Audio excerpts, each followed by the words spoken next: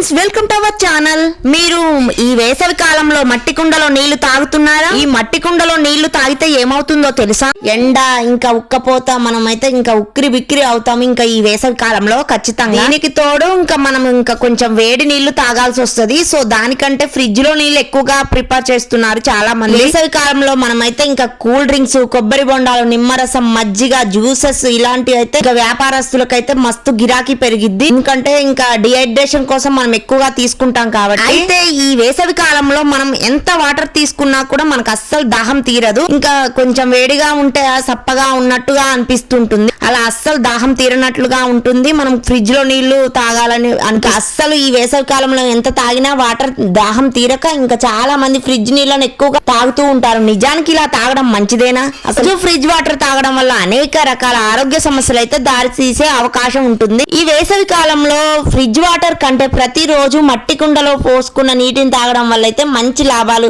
కలుగుతాయండి. మనకైతే సమ్మర్ లో రోజు ఉదయాన్నే మట్టి కుండలో నీటిని తాగడం వల్ల అనేక రకాల అనారోగ్య సమస్యలు దూరం అవుతాయి. ముఖ్యంగా రోజు 3 నుంచి 4 లీటర్లు మట్టి కుండలో నీటిని తాగడం వల్ల విశేషమైన లాభాలు అయితే మనం పొందొచ్చు. సమ్మర్ లో మట్టి కుండలో నీటిని తాగితే గ్యాస్ట్రిక్ సమస్యలతో పాటు పొట్టకు సంబంధించిన అన్ని సమస్యలు దూరం అవుతాయి. ఈ వేసవి కాలంలో మనం మట్టి కుండలో నీరు సహజంగా రుచిగానే ఉంటాయి.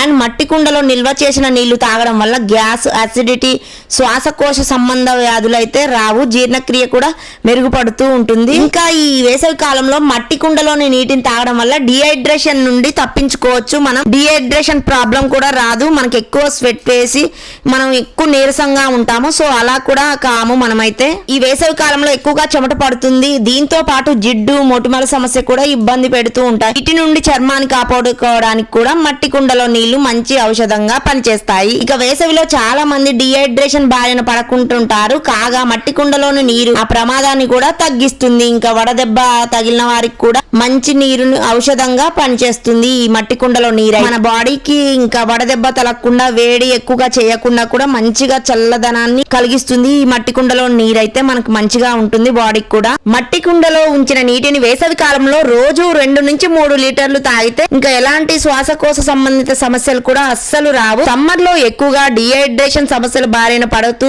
ఉంటారు. అయితే ఈ సమస్యను కూడా తగ్గించుకోవచ్చు.